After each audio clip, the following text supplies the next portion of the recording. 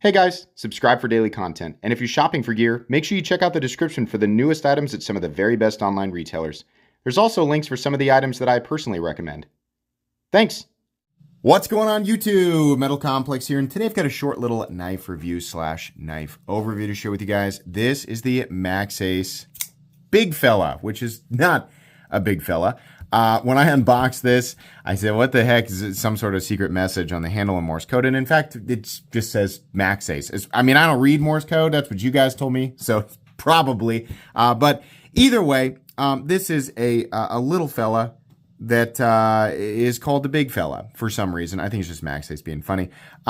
We have MagnaCut and titanium, and considering the materials, it's not all that expensive. I normally don't say the price right at the beginning because I don't want people to judge it before they've heard everything, but $158 is what this is. So not bad. This is a weird knife, definitely, and I'm going to tell you exactly what I think before you pull the trigger. But if you want to, if you don't want to listen to me, you just want to buy it, then there's a link in the description, as usual. It does help my channel when you use those links, but that's entirely up to you. Thanks to my patrons for supporting me. Thanks to Maxace for sending this in. Please make sure to follow me on Instagram at metal_complex and on TikTok at _metal_complex. Let's go ahead and measure it. Overall length of the Big Fella coming in at 6.5 inches. Blade length is coming in at about 2.85. Cutting edge about 2.75. So this is under 3 inches, and whenever I see that, I think of people who live in areas where that is for some reason the blade length limit. I don't know why. I don't know why some of you have laws like that in your areas. It's silly. I'm sure they're very annoying to you as well.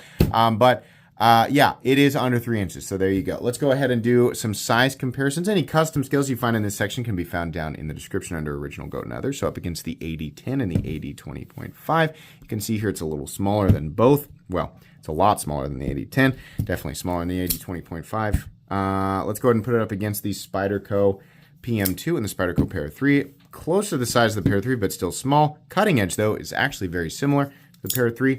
Last but not least, let's put it up against the Benchmade Group Tillionaire, in this case the Ritter Hogue and the Hogue Deca. How's the action on this knife? The bearing action, like the pivot action, is fine. The shape and the jimping of this top flipper / front flipper make it a little awkward to deploy. Top flipping it, you really have to dig at it. Most of the time you're going to slip off the back end of it, which is annoying. It just isn't jimped enough, right? Front flipping it, you would be able to do, but it's small enough that the way that I hold it is awkward, and I can feel the tip of that wanting to touch my hand. It's just not super fun to deploy. I don't have a lot of confidence in it. It doesn't feel completely safe. I think you'll adapt to it. The trick is to really reach over so that you're getting all of those jimps on your finger, and then you really have to almost like that way, right? Either way, though, not super fun to deploy. And it's a bummer that it doesn't have another means of deployment. It's just a little bit weird. It's not the only weird thing about this knife. We'll talk more about it. But yeah, pivot action, good. Deploying it, not so good. Carry profile, thickness up against the Spyderco Para 3. It's actually a little bit thinner. Length and height up against the PM2 and Para 3. This is not a difficult knife to carry, except for one element. And that one element would be it doesn't have a pocket clip. Some of you don't carry your knives with a pocket clip, and that's fine if you've adapted to that. Every now and then I think, listen, however you like to carry a knife is perfectly fine, right? If it works for you, it's great. I will not hear the argument that it is more convenient. I'm sorry. I can't take that argument seriously. Again, if it works for you, that's fine. But you will never, ever convince me that it is more convenient to carry a knife without a clip than carrying one with a clip. Every time I've done that, it falls to my pocket and sort of lays there awkwardly like this. I also don't love reaching into my pocket and dicking around with it, trying to get it into the correct orientation so I can pull it out. No. A pocket clip is simply here. It's in the pocket in the exact same position every single time. And so you know exactly how it's going to feel when you grab it, when you pull it out, where your fingers are going to be when you go to deploy it, etc. So again, if it works for you, I think that's just fine. I think that's dandy, and you should keep doing what makes you happy. But don't tell me it's easier than carrying one with a clip, because that is silly, goofy town nonsense. Okay. Anyways, if it had a pocket clip, it would be much easier to carry. As far as the shape of the object, the size of it, it's not going to take up a lot of room on your person. Let's go ahead and weigh it. So materials, we're looking at titanium with a little bit of, color in there. And then MagnaCut, man, I just don't love deploying that. At 60 to 62, I believe is what I read, which is not ideal. It's not bad. Like, bad for MagnaCut would be definitely, I think it's kind of like how the industry standard for M390 is 59 to 61, right? Nobody wants it at 59, but is it like useless? No. If you're new, you do, it's not like 60 is the cutoff for all steel. No, it depends on the steel. What's ideal, for example, for M390 is like 61, 62, whereas for MagnaCut, people tend to prefer it at 63, 64, but it has a wide optimal range according to the person who developed it, which is Laren Thomas. So I think the range is 60 to 64. So Maxace falling 60, 62 isn't bad. It's just not what the community prefers, generally speaking, when it comes to MagnaCut. So do what you want with that information. If you want my opinion, I'm always much more impressed when companies can get it up there 63, 64, because it really does seem to shine, right? There is a noticeable wow, in terms of edge retention when it's up there. So anyways, weight, 3.17 ounces, which is not heavy, but, for the size of object, it might be heavier than some people would prefer that it is. So there you go. Let's go ahead and do a hardware check. I'll get out my tools as per usual. My tools are very inexpensive and very recommendable. You can find them right down in the section of my description that talks about the tools I use in this channel or the pinned comment. I think that pivot is T10. Nope. It's not.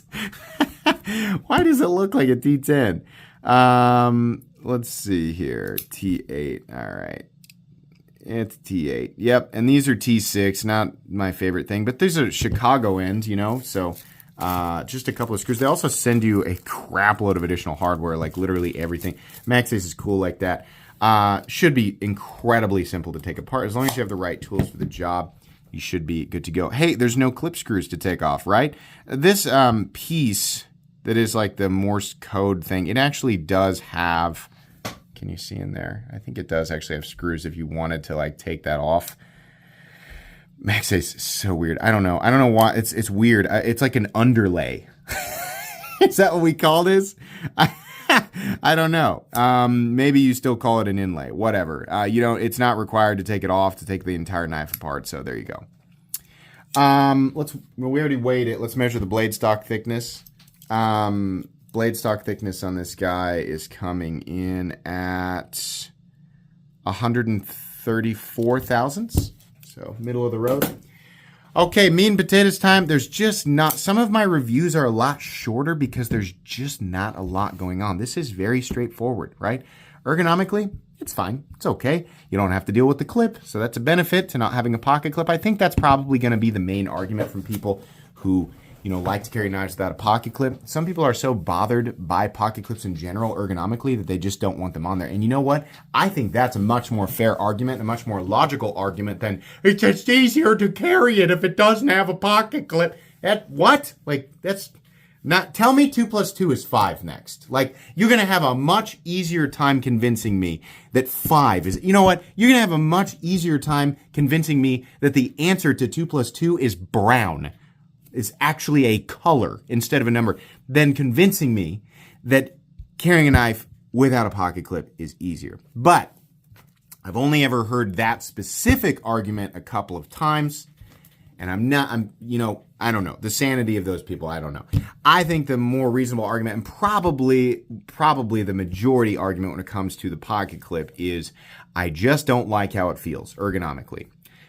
Fair. Knives feel better, period, without pocket clips, right? As soon as someone develops a universal system where the pocket clip conveniently, I know that we've seen it before, conveniently is sucked into the handle, basically disappearing or becoming part of the handle itself. I've seen it before, doesn't always work perfectly. It's not always super convenient, but I feel like we're on the the edge of, you know, something like that. As soon as somebody develops that and it's able to be utilized by like anybody, oh yeah, for sure, that'll be better. Because nobody wants, even when they're well designed, nobody really wants a pocket clip digging into their hand, right? So this is actually reasonably comfortable. It's also got more room than you might expect. The jimping is, it should extend a little further, and probably it's kind of useless, right? There's a little choke up spot, it's fine. The edge, I don't know, it's a little thicker than you might expect, but it's fine. It'll cut, it'll slice. It's just not going to do it perfectly, right? But it'll be fine, right? I mean, it's not going to be anything that it's not bad, it's not amazing, it's just very, very basic. You have a 60 to 62 MagnaCut blade, drop point with a sort of a medium thick edge. So it's fine, right? It's still a premium blade, but it's just not incredibly impressive stacked up against what we have available to us now in 2024.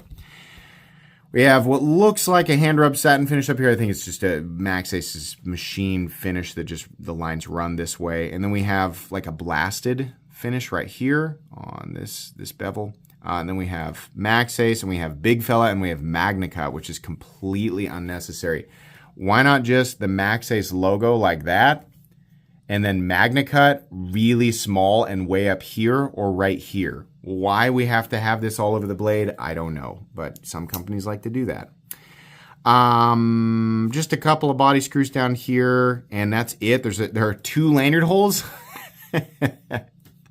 Maxace always has to do something. They could make a practical knife if they want to with no goofy elements, but I feel like there must be one guy who's just like, no, it's too normal. Let's do something weird, you know?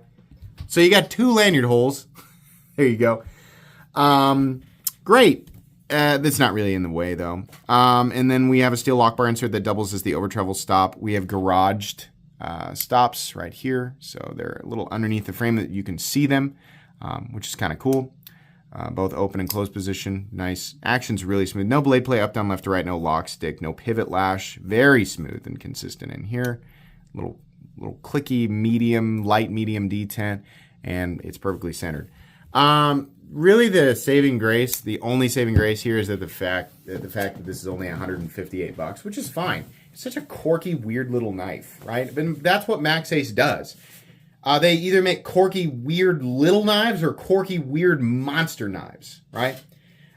They do have some really practical stuff. The Black Mirror is probably the best knife that they've ever made in terms of like practical design meets value, right? Materials, all that. But I think Maxace does their best work when they are intentionally making something ridiculous.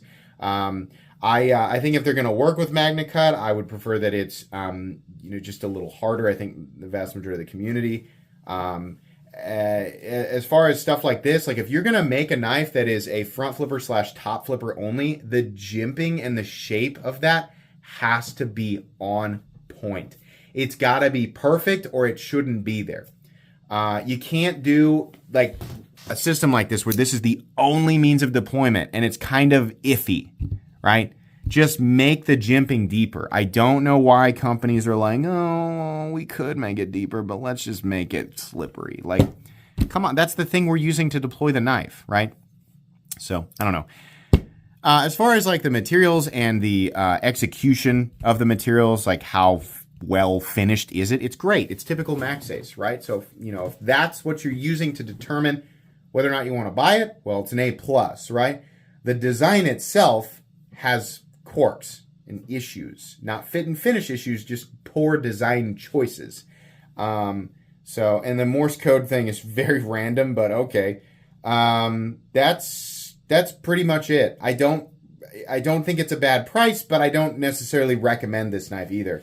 If you're looking at this price point, Kershaw and Kaiser are probably, a good bet, if you want to look at competition. But honestly, if you're really wanting to pick up a Maxace knife, the Black Mirror or the Mirror Cat, I think they're better designs and they're right around the same price. In fact, the Black Mirror, the base version of it is less. So that's what I would recommend.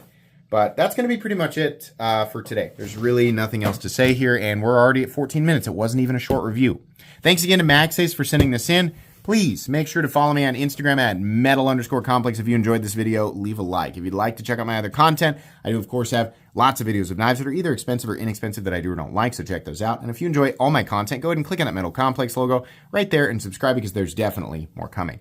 Thanks again for watching, everybody, and have a great day.